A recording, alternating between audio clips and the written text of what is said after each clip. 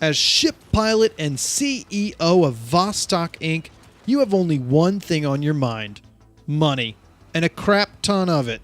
You don't stop at just our solar system either. With 40 planets across 6 solar systems, you've got your hands full.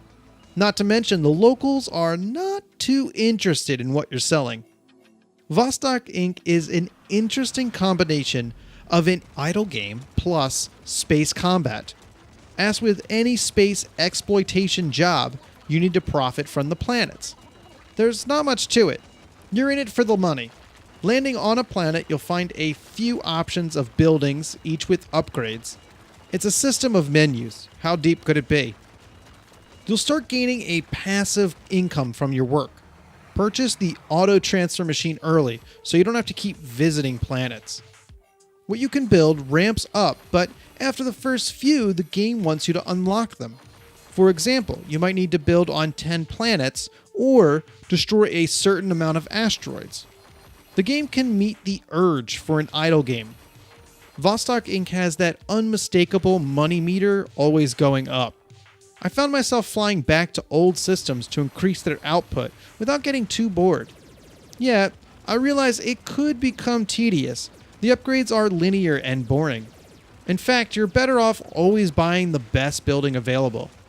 They don't build on themselves like other idle games that loop back around. Sometimes idle games make the first building relevant again. However, here, that's not the case. The space combat is much more enjoyable. It's satisfying to blow up a ton of asteroids. They explode into bits that can be exploded again. What else can you ask for? The ship is fun to steer around. It has a good balance of loose controls that allow it to slide. A slight bit of out of control since thrust doesn't allow you to stop dead. Vostok Inc. has a great weapon system. It has machine guns, lasers, all the way to frickin' unicorns. Your ship has 3 weapon inputs. These can be combined for some very interesting results, as per the unicorns.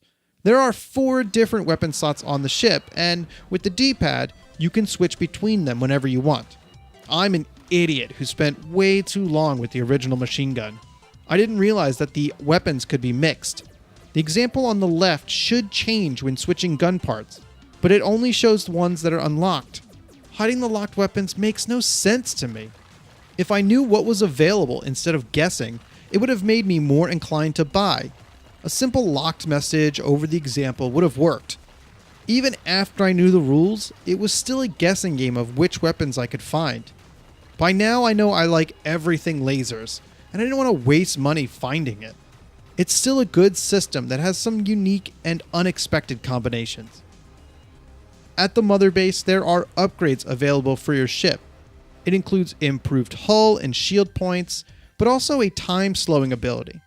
At least eventually you'll be able to afford everything. Starting off, your radar is very weak.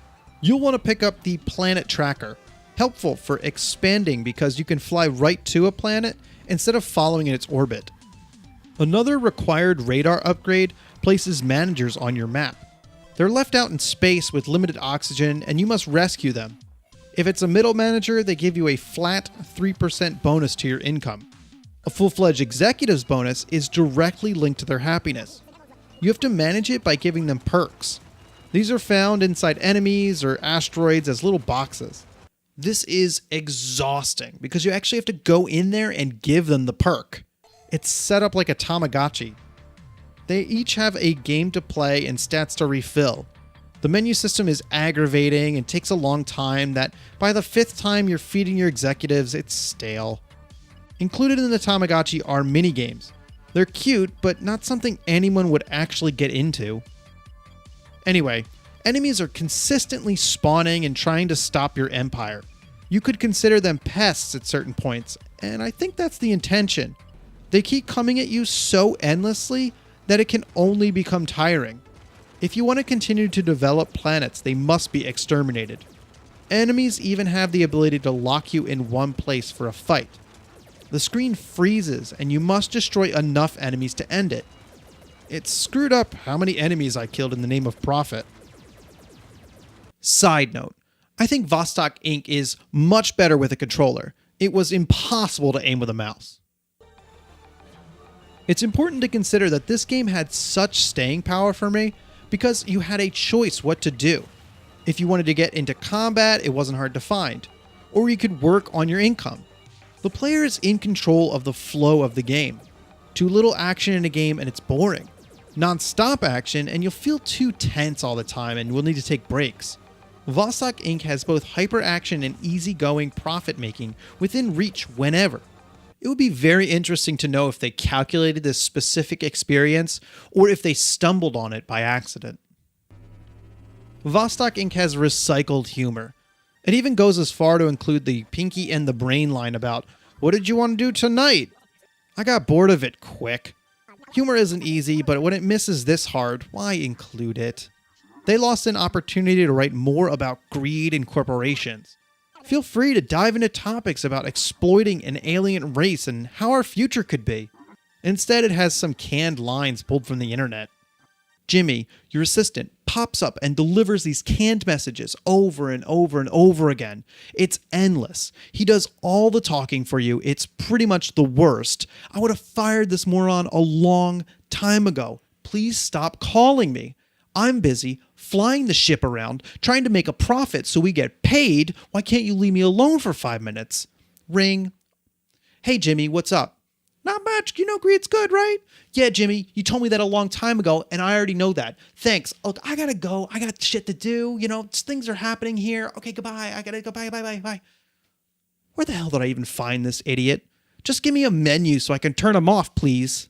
Anyway, moving on.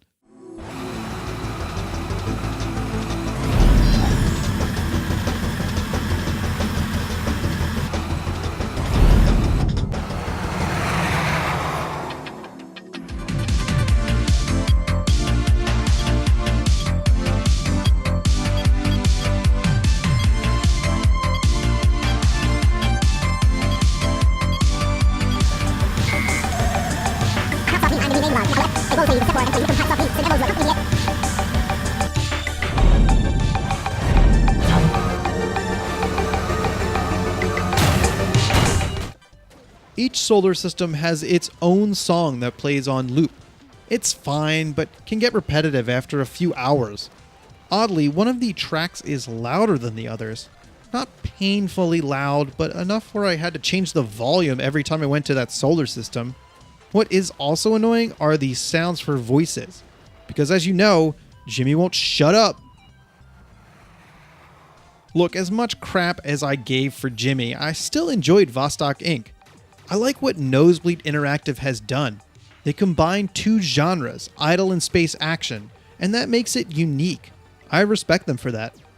You should enjoy idle games on some level to enjoy Vostok Inc. because that's the weakest part of the game. There's enough gameplay here and I had a lot of fun.